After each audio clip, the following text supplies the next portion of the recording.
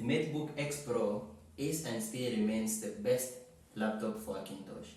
From the look, the build, the feel, and even to a certain degree the compatibility of all the hardware in this machine. Feels like it was made to be the perfect Hackintosh machine. But the question is it still worth it to Hackintosh in 2022? Let's find out.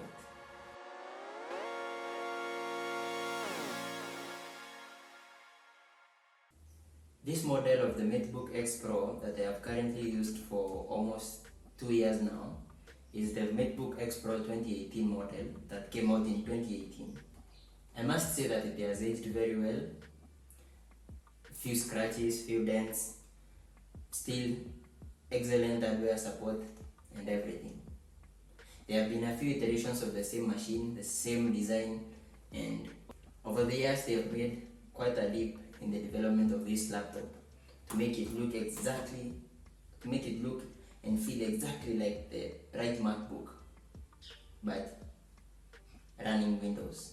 With the latest model having come out in September 2022, carrying a 12th gen Intel processor. Now this particular model of the Matebook X Pro 2018 is packed with a Core i7 8th generation, an NVIDIA M150 GPU, that is 2 GB of VRAM. It also carries a 16 GB RAM and a 512 GB Crucial SSD. That is the one that I swapped out after buying the machine. The 14-inch display is a very glossy screen, very beautiful and very colorful. No complaints there. The aluminum body, the color, all feel like a MacBook. The space gray color, everything just feels right for the perfect Hackintosh. Also, on the other hand, the typing experience is quite nice. The keyboard is very good. The feedback, the 1.5mm travel feels excellent and very comfortable for typing for long sessions. I can't complain there. The trackpad is large enough for me to do all the MacBook gestures with no problem at all. On one side of the laptop, it carries two USB-C ports, one of which is a Thunderbolt and the other one is power delivery and an L4 jack, which is quite rare to see these days, but it was a very beautiful addition. On the other side, there is an USB 3.0 that is a Type A USB, and making it the most versatile. Most of the MacBooks since 2018 don't come with an USB-A port, which is quite disappointing. But for this laptop, there is one, making it very useful when you have things such as dongles, USB-A cables, and most of the other devices that also use USB-A ports. So, what's inside? So the laptop basically feels like the perfect Hackintosh machine to look like a replica of a MacBook, making it look more like a MacBook Air with the tapered edges and the design. Let's talk about the Hackintosh. The Hackintosh community is still steadily growing, and funnily enough, there have been more and more hardware that is being supported, including Ryzen CPUs currently, which was quite a hassle a few years ago to get started.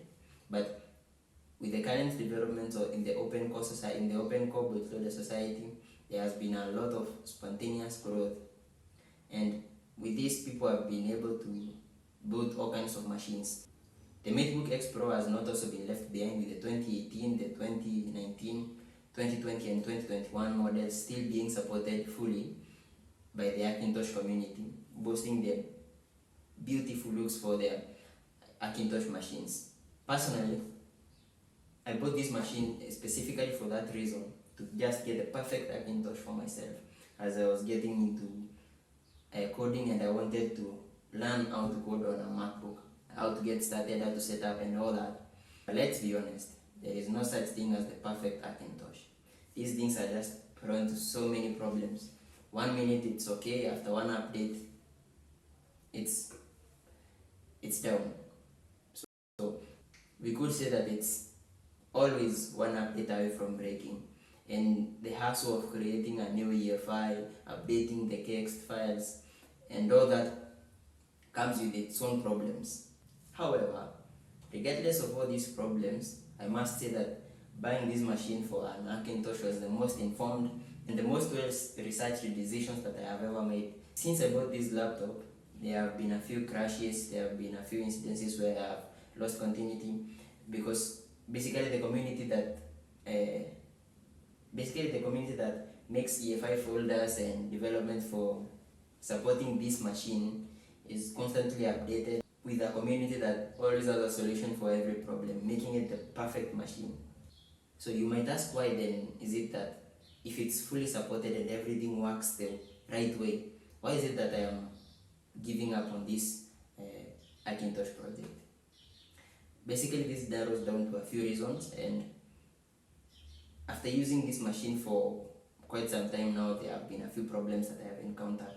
But it all boils down to the fact that I'm tired of Hackintoshes.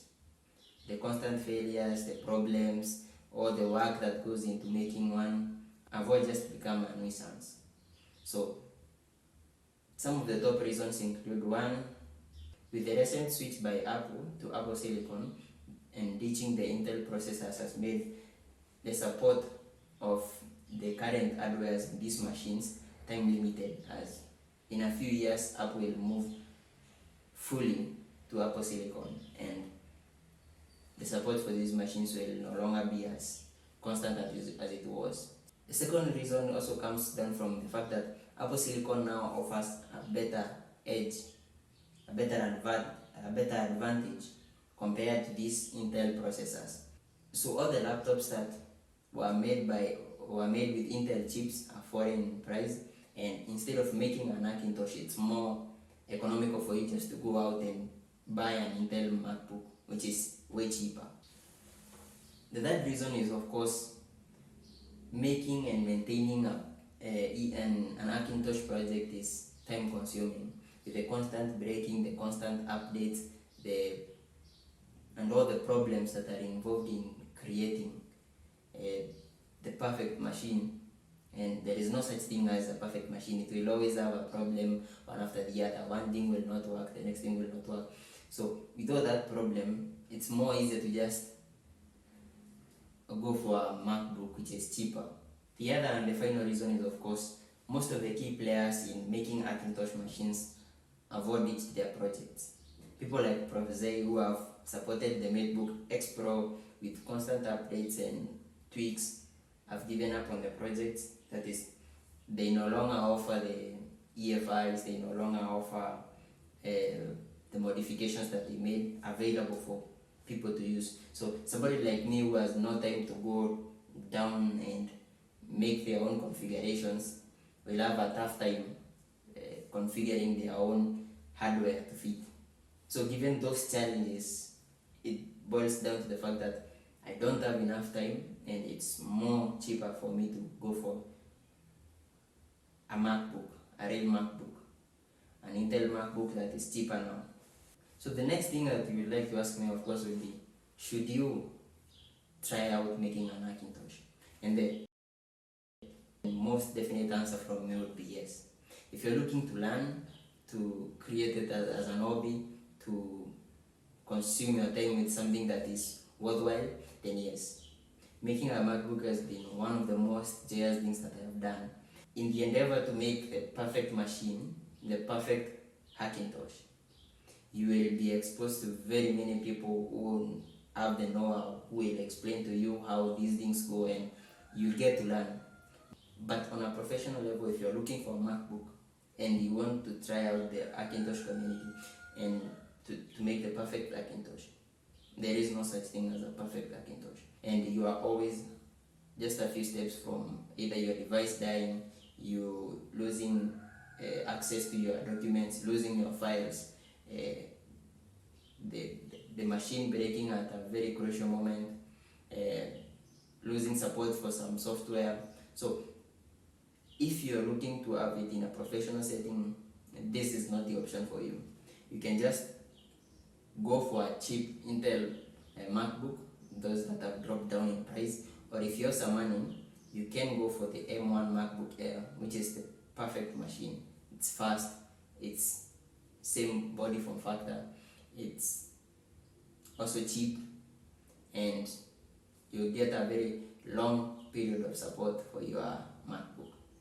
Personally, this is option that I am looking out to take, to buy a MacBook, a real MacBook, and try out and see if it will work for me as good as this Hackintosh has been for me. So if you want to watch that video of me getting a MacBook and setting it up and looking to use it, be sure to subscribe to the channel, and if you're liking this video, also leave a thumbs up. So that's it for this Hackintosh setup, and if you are enjoying this video, thanks a ton for watching, and as always, I hope that I see you in the next one. Peace.